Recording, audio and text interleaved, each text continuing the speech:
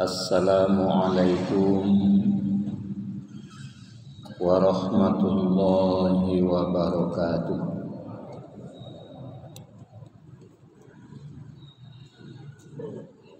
Alhamdulillahi rabbil alamin, wa bihi nasta'inu ala umuri dunya waddin. Ashhadu an la ilaha illallah wahdahu la syarika lah, wa ashhadu anna Muhammadan abduhu wa rasuluh la nabiyya ba'dah. Allahumma salli wa sallim ala Muhammad wa ala alihi wa sahbihi ajma'in. Qala Allah ta'ala fil Qur'anil Karim, a'udzu billahi minasy syaithanir rajim. Bismillahirrahmanirrahim.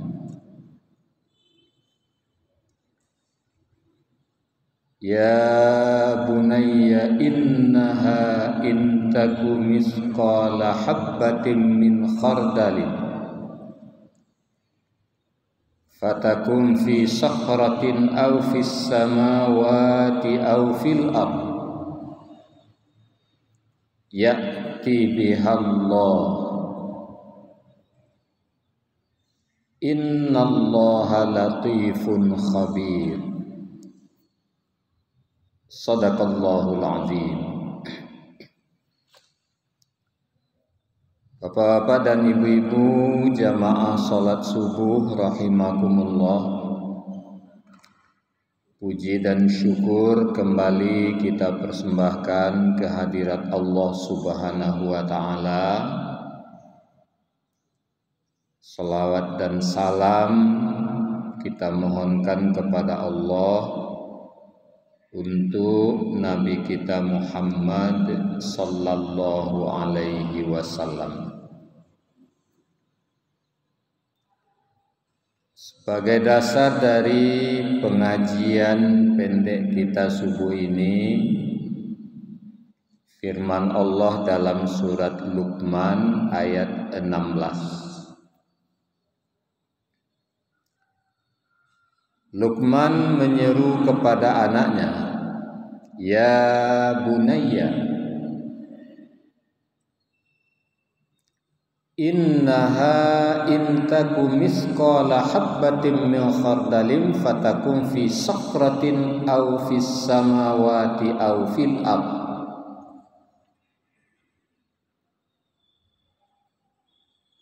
Sungguh perbuatan baik, perbuatan buruk yang dilakukan manusia itu disimpan pun dalam bukit, di langit, di bumi, walaupun sebesar zarah. Ya'ti bihallah, Allah akan membalas. Innallaha latifun khabir, sesungguhnya Allah maha halus lagi maha mengetahui. Bapak-bapak dan ibu-ibu, dari ayat ini dapat kita pahami tidak ada satupun yang rahasia di sisi Allah.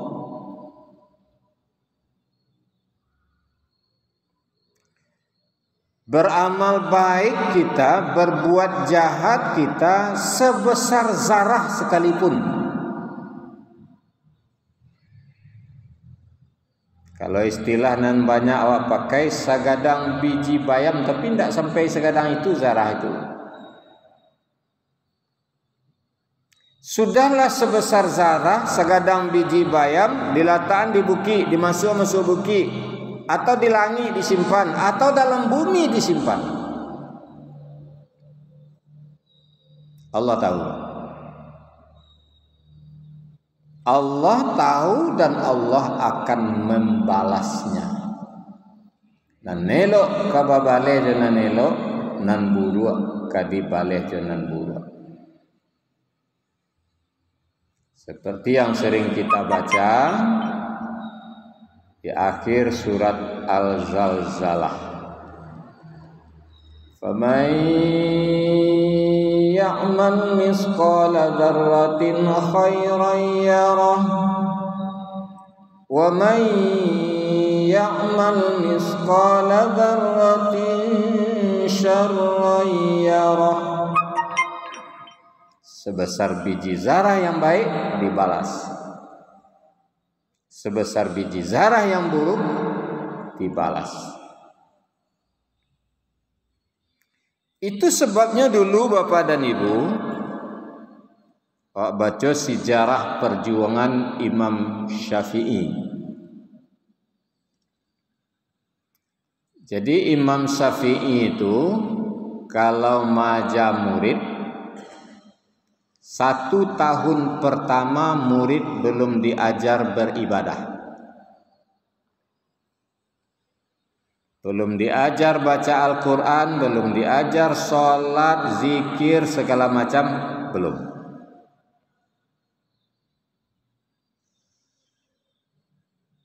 Cara seperti ini sebenarnya juga dilakukan oleh Nabi. 13 tahun Nabi periode Mekah itu hanya akidah. Setelah mulai kokoh akidah baru muncul ibadah satu persatu. Jadi tidak sembahyang suruh dari Nabi dulu akidah. Nah, Imam Syafi'i juga demikian. Diterima murid 100 orang. Apa kerja Imam Syafi'i? Menanamkan akidah, keyakinan ke dalam diri murid.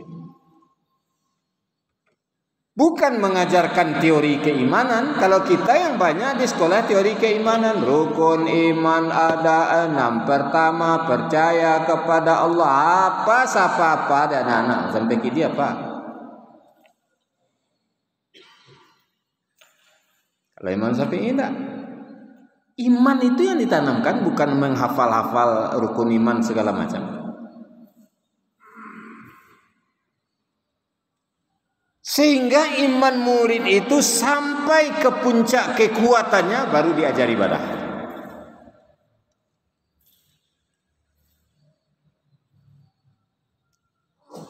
Setahun menanamkan iman, apa kata Imam Syafi'i? Murid-murid, besok kita ujian. Bawa apa Pak? Bawa buku, bawa pena? Oh enggak usah.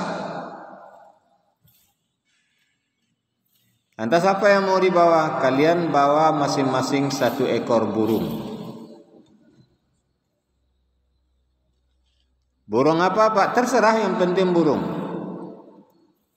Mau bawa itiak boleh, ayam boleh, balam boleh, ketitiran boleh, pokoknya burung. Apalagi Pak? Pisau yang tajam. Itu aja bawa. Besok jam 8 pagi kumpul. Murid-murid pulang bingung Pak. Apa yang mau diuji oleh Ustaz?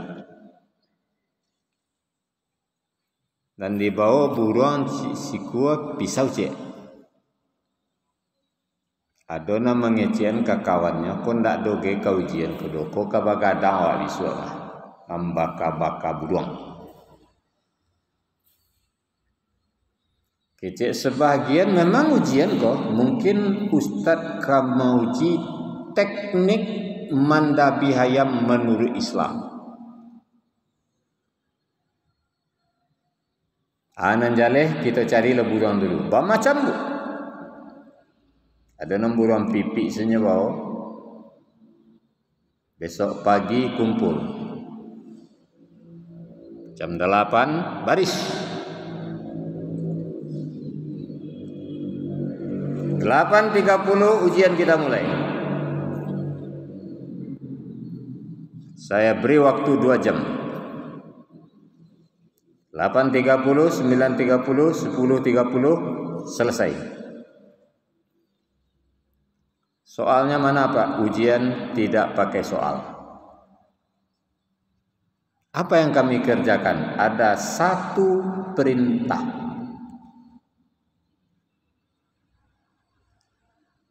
Sembelih burung yang kamu bawa di tempat yang tidak diketahui siapapun. Waktu 2 jam, silakan. La kamari paila muriko. Adonan tiba di puncak bukit, calia orang suok kida mengko belakang tak nampak nyadabiah. Adonan pai ke dalam sama, calia orang tak ado nyadabiah. Adonan pai ke tepi batang air, lain tak nampak orang nyadabiah. Adonan masuk WC, di WC ko lain tak nampak dia orang, salah saya di nyaman dabiah. 2 jam kumpul baris. Masing-masing sudah memegang burung selesai disembelih. Kata Imam Syafi'i, yang sudah selesai menyembelih angkat tangan. Semuanya angkat tangan, kok tidak kelihatan yang tidak.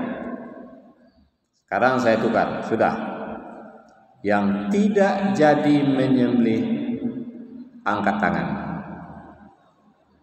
Angkat tangan satu orang saja dari belakang. Apa kamu tidak jadi menyembelih? Tidak Pak. Maju ke depan. Dia maju ke depan, berdiri di samping Imam Syafi'i, ditanya. 100 peserta ujian, 99 selesai menyembelih.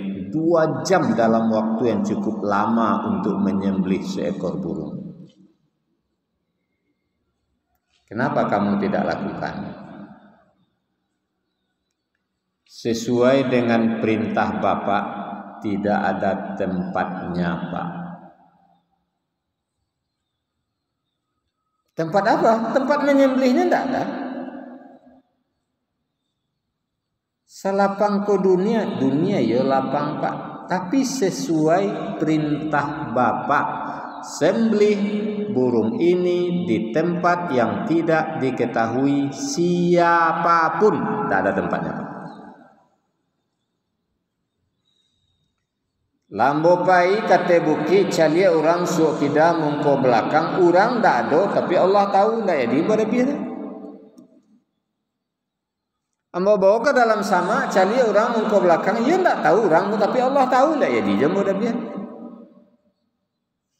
Bawa ke tepi batang ayah kama seambo bawa tetap diketahui oleh Allah. Jadi mau dah biar. Baik, kata Imam Syafi'i. Kalau begitu, saat ini juga hasil ujian langsung saya umumkan. 100 peserta ujian yang saya nyatakan lulus, hanya 1 orang yang tidak jadi menyembelih. Kenapa? Ujian bukan menyembelih burung, tapi ujian keimanan. Orang yang beriman itu, kata Imam Syafi'i, orang yang selalu menyadari kemana saja dia pergi, di mana saja dia berada, apa saja yang dia lakukan, dia sadar Allah tahu. Itu orang beriman.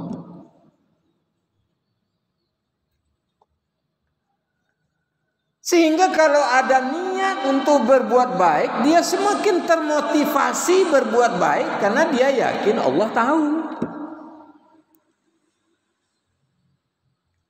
Kalau ada niat untuk berbuat jahat, dia semakin takut karena dilihat oleh Allah.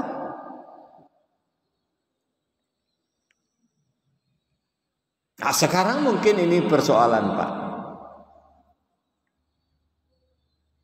Apakah manusia sekarang banyak yang tidak tahu bahwa perbuatannya diketahui oleh Allah, atau mungkin banyak yang pura-pura tidak tahu walaupun sebenarnya dia sadar Allah tahu apa yang dikerjakannya?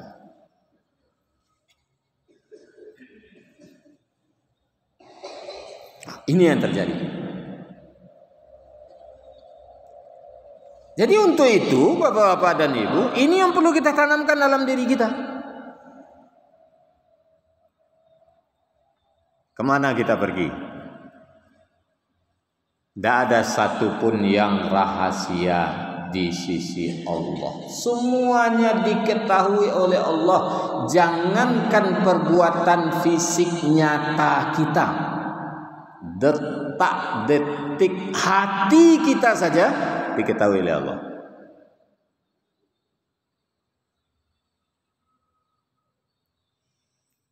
Ketika jasad kita tidak berbuat dosa, jangan kita menganggap hari ini saya bebas dari dosa. Hati sakit sakit hati dosa. Sakit sebenci dosa. Sakit saja iri dosa.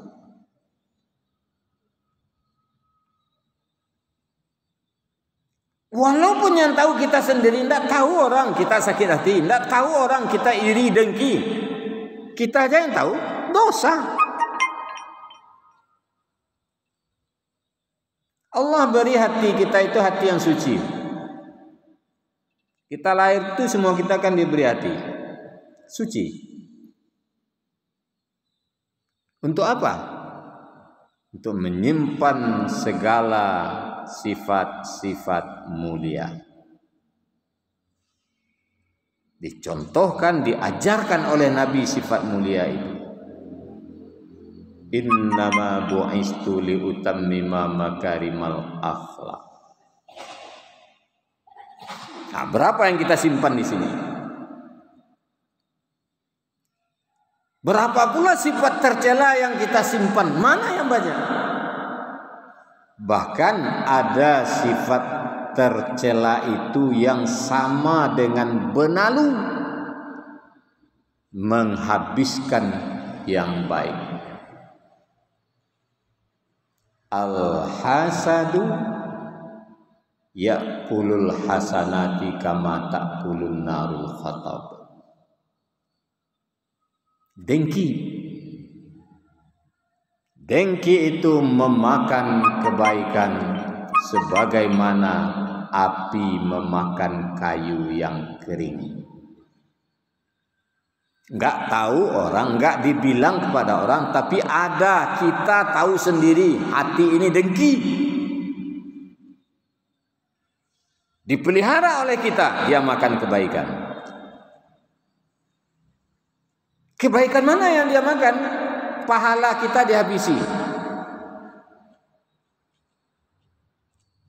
Payah membiak palu selawat, sembahyang rajin, kemusajid rajin, baca Al-Quran rajin, puasa sunat rajin, bersedekah rajin, tapi sifat dengki dipelihara, dimakan.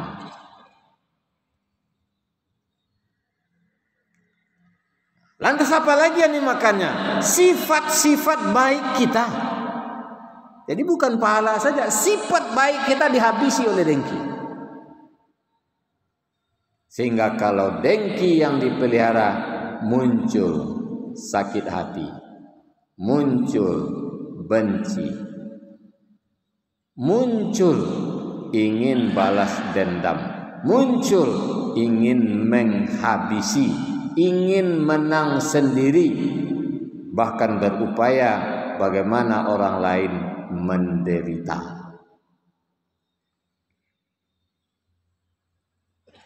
Nah, inilah yang diingatkan. Sebenarnya ini nasihat Luqman kepada anaknya, tapi karena sangat penting dimuat oleh Allah dalam Al-Quran, dijadikan wahyunya oleh Allah. Nah, kalau kita lihat mulai dari ayat 12 sampai 18 itu kan nasihat Luqman. Karena Luqman itu memang sangat istimewa dalam mendidik anak. Makanya tidak Rasul, tapi namanya dipakai untuk surat dalam Al-Quran. Tidak semua Rasul namanya dipakai untuk nama surat. Tak ada Al-Quran surat Adam, tidak ada. Surat Idris tidak ada. Surat Ibrahim ada, surat Ismail tidak ada. Surat Ishak tidak ada. Banyak yang tidak berapa Rasul yang dipakai namanya sebagai nama surat. Tapi Luqman tidak Rasul. Walaupun ada ulama yang mengatakan Luqman memang tidak Rasul, dia termasuk salah seorang nabi. Tapi tidak juga semua ulama mengatakan Luqman itu salah seorang nabi. Jadi nasihatnya sangat luar biasa. Beliau sampaikan kepada anak beliau, tapi juga untuk kita. Harus kita sadari perbuatan baik kita, perbuatan buruk kita, walaupun sebesar biji bayam zarrah, bukan hanya sekedar diketahui oleh Allah, dicatat oleh petugas-petugas Allah, rakib dan atid, tapi juga dibalas oleh Allah Subhanahu wa ta'ala. Untuk itu kata Siti Aisyah, jangan anggap enteng dosa kecil. Kalau kita anggap enteng, atau itu so ketek biarlah, ndak kabarawan, ndak akan masuk neraka adanya. Ndak ada cerita. Ini kita kalau bertobat, tobat dari segala macam dosa. Tidak kita pikirkan dosa kecil, dosa besar, istighfar, astaghfirullah, astaghfirullah, aku mohon ampun kepadamu, ya Allah.